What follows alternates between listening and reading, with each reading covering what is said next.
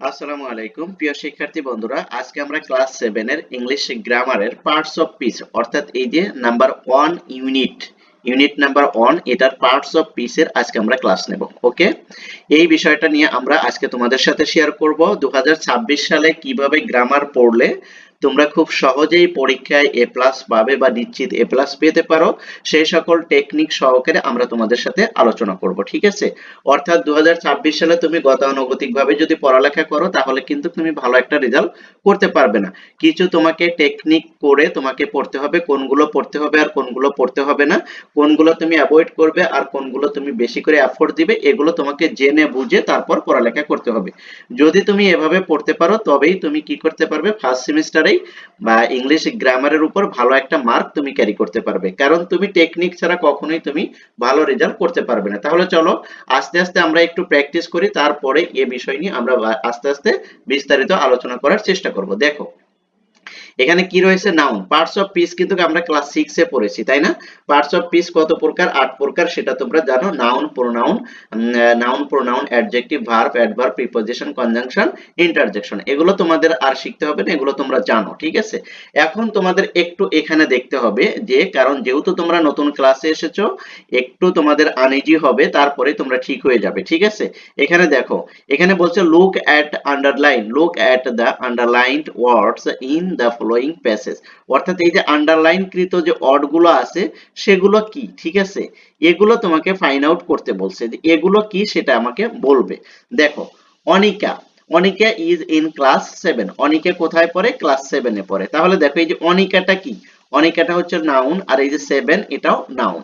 তারপর দেখো she live in a village, সে একটা গ্রামে বসবাস করে, এই ভিলেজটা কি, নাউন। তারপর কি, জামালপুর উইথ হার প্যারেন্ট, সে কোথায় বাস করে? গ্রামে, জামালপুরে তার বাবা মার সাথে বসবাস করে। তাহলে জামালপুরটা কি, জামালপুরটাও নাউন।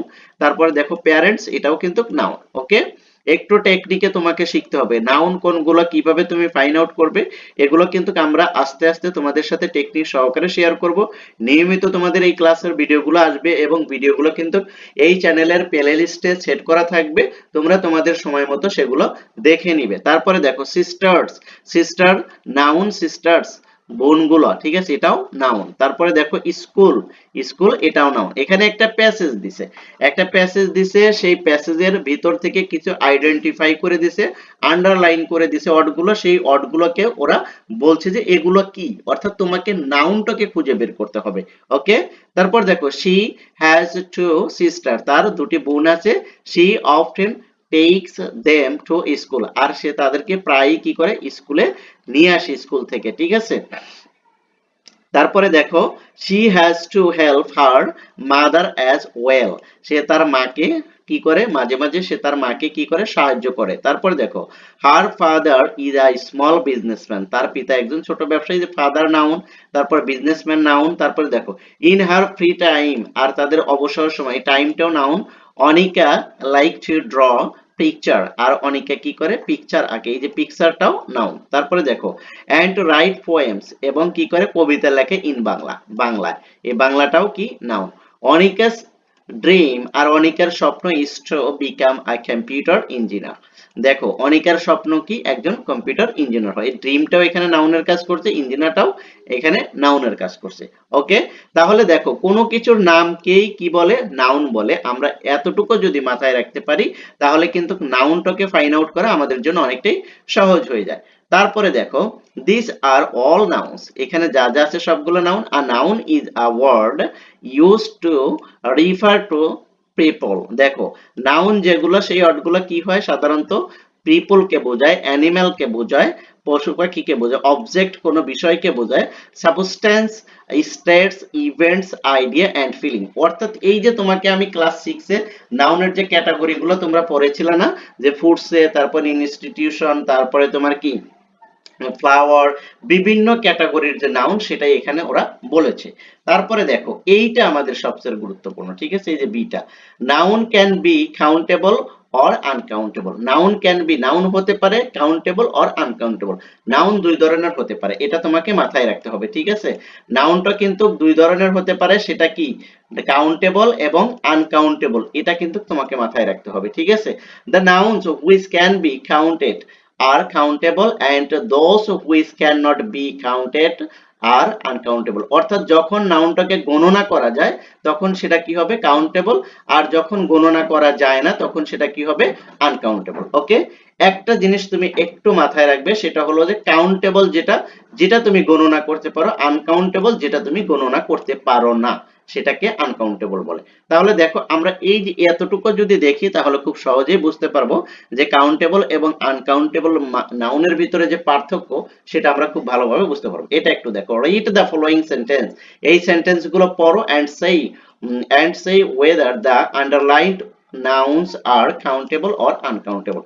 অর্থাৎ এই সেন্টেন্স গুলো পড়ে তুমি দেখো যে কোনগুলো কাউন্টেবল এবং কোনগুলো আনকাউন্টেবল সেটা একটু ফাইন্ড আউট করো। ওকে, তাহলে দেখো he has many friends, he has many friends, তার অনেকগুলো বন্ধু ছিল। এই ফ্রেন্ডসটা কি দেখো তো, এই ফ্রেন্ডসটা হচ্ছিল তোমার হলো প্লুরাল, তাই না? নাউন কয় ধরনের হয়? দুই ধরনের, কাউন্টেবল আনকাউন্টেবল। আবার কাউন্টেবল নাউনটা আবার কি হয়? সিঙ্গুলারও হয় প্লুরালও হয়। তাহলে এই ফ্রেন্ডস এখানে এর যোগ করছে, তাই না? এর যোগ করে এই ফ্রেন্ডকে কি করছে?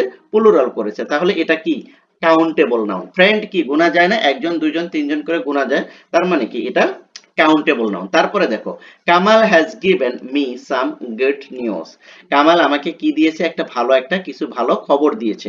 দেখো এই নিউজটা কি?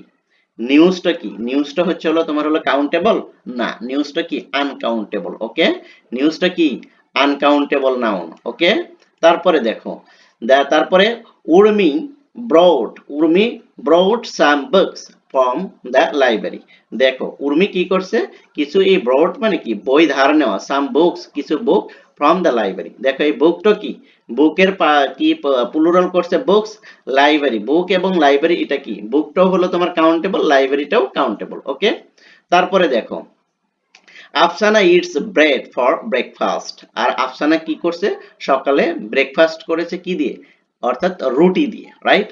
তাহলে দেখো এই যে ব্রেড, এই ব্রেডটা কি? ব্রেডটা হচ্ছে আনকাউন্টেবল। ওকে, এটা তুমি গণনা করতে পারবে না। তারপর ব্রেকফাস্ট এটাও কিন্তু আনকাউন্টেবল, রাইট? তাহলে দেখো এখানে একটু দেখো Zahid father's is a teacher, জাহিদের পিতা একজন শিক্ষক। এই যে ফাদার এটা কি কাউন্টেবল নাউন। তাহলে এই জায়গায় আনকাউন্টেবল নাউন তুমি কোনটা কোনটা পাইলা? এখানে আনকাউন্টেবল নাউনের ভিতরে তুমি কি পাইছো? এই যে নিউজটাকে তুমি আনকাউন্টেবল নাউন, ঠিক আছে? আর এখানে ব্রেড এবং ব্রেকফাস্ট এই তিনটা হলো আনকাউন্টেবল নাউন, বুঝছো?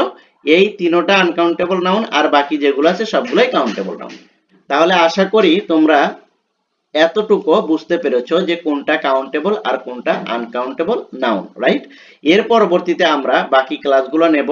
ততক্ষণ পর্যন্ত তোমরা ধৈর্য সহকারে একটু এগুলো দেখতে থাকো এবং প্র্যাকটিস করো। ইনশাআল্লাহ খুব সহজেই তোমরা পার্টস অফ পিসের যে ফাংশনগুলো রয়েছে, পার্টস অফ পিস থেকে যে কোশ্চেনগুলো আসে সেগুলোই আমরা যাব, খুব টেকনিক সহকারে এগুলো শিখবো, ঠিক আছে?